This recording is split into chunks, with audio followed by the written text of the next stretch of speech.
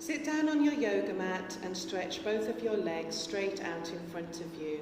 Shift your weight onto your left bum cheek as you reach underneath your right bum cheek and pull your flesh out to the right side, holding it out as you sit your right cheekbones back down.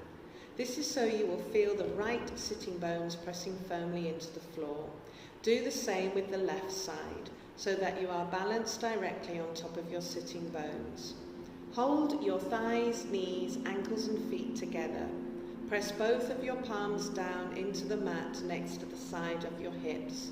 Your fingers should spread apart and point forwards. Your thumbs should almost touch the outer edge of your hips. Use the pressing of your hands into the floor to help you lift your chest straight up, straightening your arms, and sit up so that your entire spine is a nice straight line. Your torso and legs will form a 90-degree angle.